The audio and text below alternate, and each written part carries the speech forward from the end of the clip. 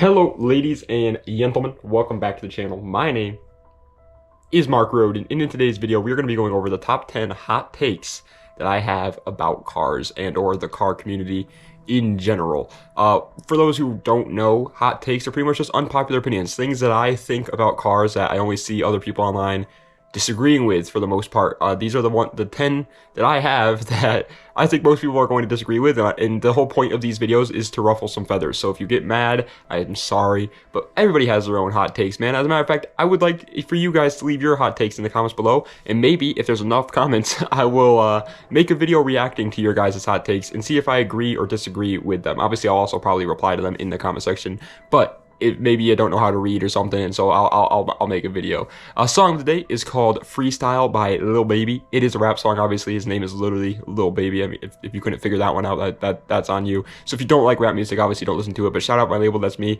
I'm in this bitch with TB. So it's a banger. If you don't know the song already, go give it a listen. It's so freaking good. I like it a lot. But without further ado, let's get right into it with number 10. Also, the reason why the video is kind of small today, it's not like a big video or anything. I'm working on doing another What Makes It Great video, which you guys seem to like, but those do take a lot of time to make. And so I'm working on making one of those, so that should be live next. And so that's why I'm kind of doing like a small video today, just to hold you guys over, you know? It's like before you eat dinner, you get yourself like a medium fry from McDonald's because you're a little hungry, but you don't want a whole meal type deal. You guys can't see me, but the hat's on backwards now because it's time to get serious. Coming in at the number 10 spot, modern BMW's reliability is fine. Yeah, it's a-okay. Now, is it like as reliable as a Toyota or a Honda or... Okay, well, Nissan's pretty unreliable. I was about to say Nissan, but Nissan is not that reliable anymore. But you get what I'm saying. It's nowhere near as reliable as one of those, obviously, but it's much more reliable than the reputation says it is, okay? Like, everybody kind of...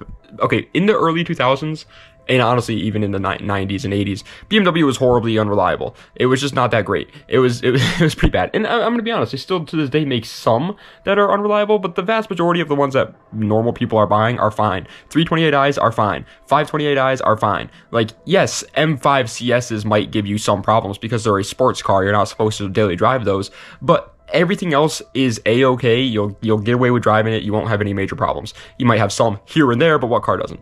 Coming in 9th place, if you guys know Mark Roden, you knew this was coming eventually. Top speed is so pointless to me. I actually cannot stand it. It actually makes me like annoyed, if I'm being honest, when people start to bring up the top speed of a car. I don't care about the top speed of a car in the slightest bit. Even if you are a drag racer kind of guy, you probably shouldn't care about the top speed of a car. I would say less than 0.1% of the population ever experiences the top speed of their vehicle. And when it comes to car guys, obviously, more of us are more prone to do that. But even in the car community, I would say less than 1%. Less than 1% of car guys will ever experience the top speed of their vehicle. It doesn't matter. It's so pointless. It's such a pointless metric. But people will be like, oh, Bugatti's got a 300 mile per hour top speed. Yeah, where am I ever going to experience that? On a main road? Like, you have to go to a specific racetrack that you can't even just go. Like, I live near Lime Rock Park. If I go up to Lime Rock, that car's not reaching 300 miles per hour. There's no straight big enough for that. Even the Nürburgring, well, you might be able to reach it on the Nürburgring on that back straight there, but like, they're very, very, very, very, very rare instances you get to actually experience a car's top speed, and it's such a pointless metric, and it drives me insane when people start bringing it up. Coming in at 8th place, this is just kind of like, I can't stand it anymore. This is probably just due to me getting older, if I'm being honest. I'm 25 now, man. You know, I'm not a wee little lad anymore. Because I'll go to any motorsport event, man. Back in the day, I used to be like, drifting is the only motorsports I like. And then I started growing up a little bit, I was like, drifting's for noobs. I only like going to GT3 racing. And then I was like, I had my like country boy phase for a second. I was like, gosh darn it, partner, I want to go drag racing. But now I like them all. I don't. If it's a motorsport event, I'm there. You can be racing freaking scooters, not electric scooters, just like push scooters, and I'll be there. I like it. I like seeing that sort of competition. It's what I enjoy. I don't care what style it is. If there's cars involved, I'm gonna be there. I'm gonna like. The whole scooter thing is obviously a joke, but yeah, like anything that it has an engine and is racing around a track in any form, I'm there. I don't care if it's, I like drag racing. I've been to drag race. I'm going on June 18th, I think it is, to, no, June 27th. Yeah, I think it's June 27th to Lebanon Valley, which is not that far from me, to see drag racing. Like I'm probably gonna go to see drifting this year too. I go up to Lime Rock all the time. Like I love any form of motorsports. It's just so freaking cool, and I'm sick and tired of people like focusing on just one and then just throwing all the others out the window.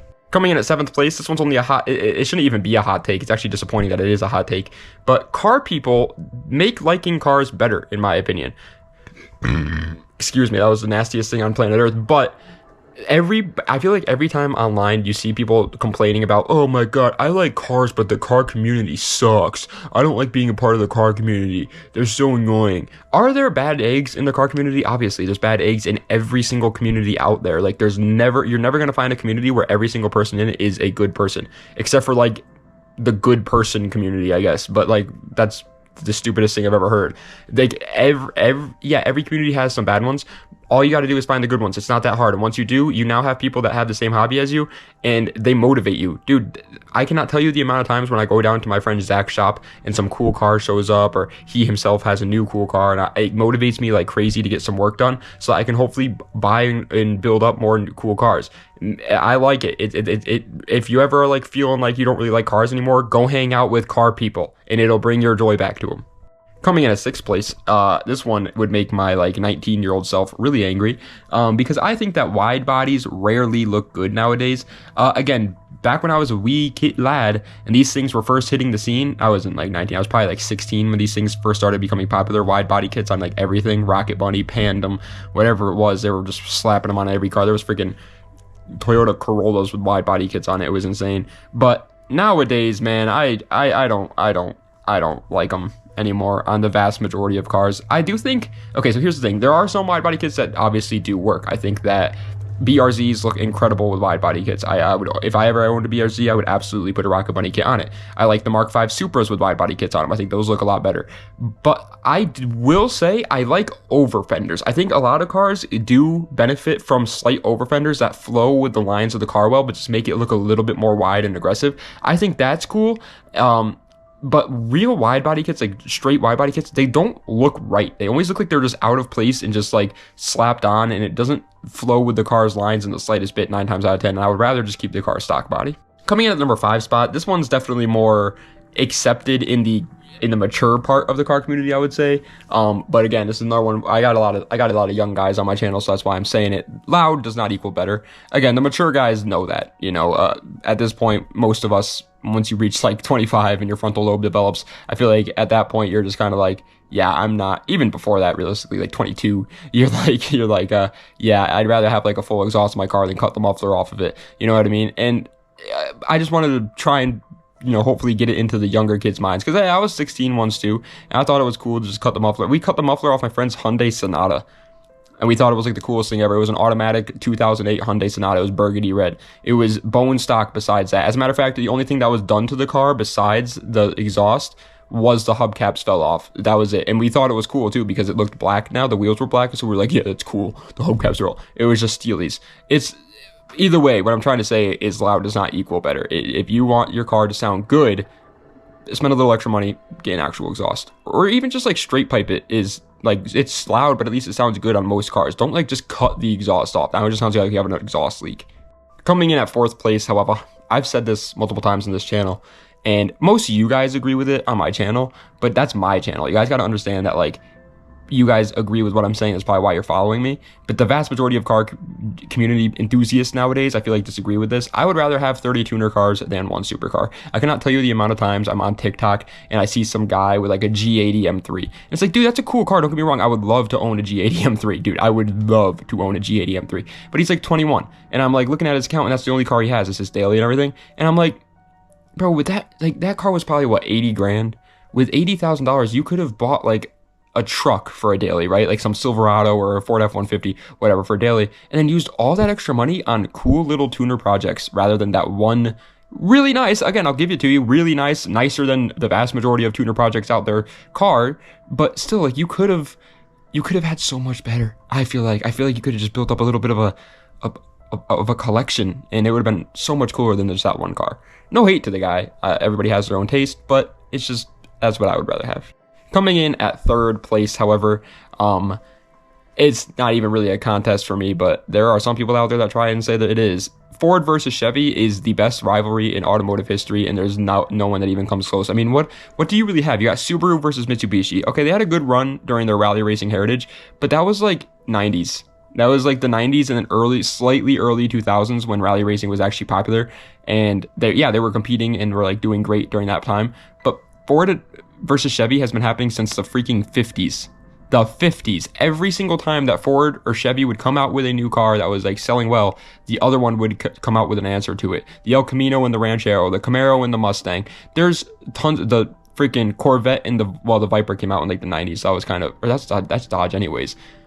Yeah, okay, never mind. Well, actually, the GT40. Okay, so a lot of people think the GT40 was only created just to rival Ferrari, and it is its main purpose. But the Ford GT40 also was created to destroy Chevy and their Corvette reputation, because at the time that was the only American quote unquote supercar that we had, and so that Ford came out with the GT40 to kind of crush Chevy's dreams. Didn't really work, obviously, because nowadays the Corvette is much more popular than the GT, but still, it was there's so many rivalries between these two, that obviously the F-150 and the Silverados as well. It's just insane, the difference, the rivalry between Ford and Chevy, and I love it. It's my favorite rivalry in all of the automotive history. Coming in at second place, this isn't even really like a car guy hot take. This is more just a hot take in real life.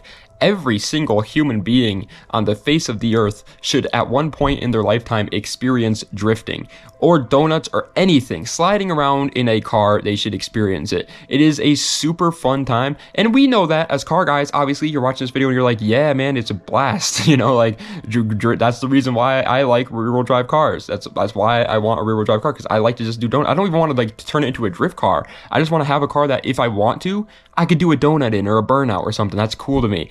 And dude, I cannot tell you, like the first time I ever hopped in a car that was doing donuts, I was like, okay, this is going to be cool and everything, but it's probably going to be overrated. No, it's not. It's literally, if you know roller coasters, it's just like that. It feels just like that. If the guy's going a little crazy, obviously if the guy's doing like the little baby donuts in the snow there, that's not that fun. But if I'm talking like full blown crazy drifts, like it's a freaking blast, man. It is so much more fun than a roller coaster. And a lot of people are like, oh my god, roller coasters are so much fun, blah blah blah, I want to go to the amusement park, I'll pay $700 for a burger just so I can go on roller coasters. Dude, you could pay $700 for a set of tires and go in some 16-year-olds E36 328i with a freaking right turn signal that's not connected, and have 10 more times fun than in that thing. It's I don't know. I think you should experience it, and it makes me annoyed. Obviously, it makes me annoyed when like normal people get mad at car guys, but it really makes me annoyed when they're like, "Oh my god, these guys are doing donuts and being loud." It's like, dude, those kids are having so much fun and they're not hurting anybody. Why do you care so much? Because you have to listen to it for like 10 minutes. Calm down, man. They're having a ton of fun. They're having the time of their lives. All right, honorable mention time though. Yeah, that's right. You're on the Mark Roden channel. Did you think there was only going to be 10? At this point, that's you fault. Fool me one time, shame on you. Fool me twice, can't put the blame on you, okay? I always have honorable mentions, man. The A86 is overrated. This is an honorable mention because it's just about one specific car, and so it's obviously not going to apply to a lot of people, because only people that know about the A86 are going to care about this. But I've said it time and time again, if initially it ever existed, the A86 would probably have been just forgotten about. There's really not that much special about these cars. People try and make it seem like the engines in these cars are really good. They're not. I'm sorry, but they're just not. They're fine. They're not like bad inline fours or an 80s inline four, and so that's good, you know. 80s motors were just built different back then, but there are significantly better engines for your A86 than what's in the car. You just put a K series in it, it's automatically now better. And then the car itself is like, okay, it's lightweight, sure, but what Japanese car wasn't lightweight during the 80s? Oh, it's rear-wheel drive. Again, what Japanese car wasn't rear-wheel drive during the 80s and 70s, period? Dude, this, like, the first generation Celica, in my opinion, is cooler than this, and nobody talks about that. Like, I don't get where all the love for the 86 came from, if I'm being honest. Well, I do. It's initial D. But I do think it's just, dude, it's so overrated. But there are a lot of JDM cars that are like that too, so don't get me wrong. Like S chassis, dude, they do not deserve to be $10,000. But coming in at first place, and the reason why this is such a hot take and it's going to make the most people angry is because it really applies to my audience in particular. 16 to 21-year-olds should not have 300 plus horsepower. They don't need 300 plus horsepower. Again, I am sorry. I know the vast majority of my viewers are in that age group because I do cheap car videos, and so obviously usually they're high schoolers looking to buy a fun but cheap first car. So I do apologize to you guys. And trust me, when I was your age, man, I thought the exact same thing. I wanted as much power as I could. Dude, if somebody had given me a 1800 horsepower Supra back then, I would have been like, let's go, and daily drove that thing. Okay, like you just want to have fun, right? But you can have a stupid amount of fun in a 200 horsepower car that's rear-wheel drive and still be safe. And that's the thing that matters. Dude, my 350Z, when I first got that, I was 21 years old, so I was out of this age group. Well, right at the edge of the age group that I'm referring to in this video. And I almost got into trouble with that thing so many times. And when I mean trouble, I don't mean pulled over by the cops. Trouble, I mean crippled, brain dead for the rest of my life because of a horrible accident that I made. I was immature, and I was having so much fun with it, sure, but I was doing stupid things, and I could have had as much fun and everything like that with a 200 horsepower car and been fine. Every single adult in the world will tell you that a 16 to 21-year-old probably shouldn't have a car with a lot of horsepower, but I think the threshold is honestly 300. I know it's lower than you were probably expecting. A lot of people were probably going to think I was going to say like 500, but dude, I really think 300 is just, it's too much for him. I'm sorry guys. But ladies and gentlemen, that is the end of today's video of the top 10 hot takes that I have about cars and or the car community. I hope you guys enjoyed. If you did, please be sure to like, comment, subscribe to the channel for more content just like this. Let me know what other views you'd like to see in the comment section down below. Check the links in the description for any of my other social medias or any of my other YouTube channels. And thank you guys so much for watching, man. You guys are the absolute goats. Next video, like I said, is going to be on hopefully a deep dive or what makes it greats, if you will. I'm trying to, it's like 5:40 right now. Obviously, I usually upload around 9. So I'm trying to get all this stuff done for tonight. That way I can, you know, plan it out and actually, because okay, so a lot of people don't understand how much time those videos take for me, because I put a lot of work into them and I like them to be like perfect, and it pays off. Obviously the views are always higher, but still it's just like, it's one of those things where it's like, it's gonna take a lot of time, and I'm the worst editor on planet Earth, as you guys know, and obviously those videos are edited usually pretty nicely, and I usually do it myself. I was trying to hire an editor, but dude, I really don't have the money to do that right now. I should just try and do it myself. I was like I was like looking at myself in the mirror and was like, dude, you don't need to hire a freaking editor.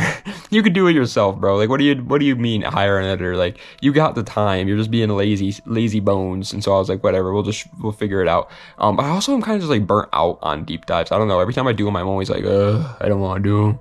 But obviously, hey man, if they pay the bills, they pay the bills. You know what I'm saying? Gotta make the money. Dirty hands, clean money. That's right. Even though my hands are cleaner than a whistle, because I make YouTube videos for a living in my little sister's room. So how does that feel? Anyways, thank you guys so much for watching. I appreciate it. Das Vidanya, and have a nice night.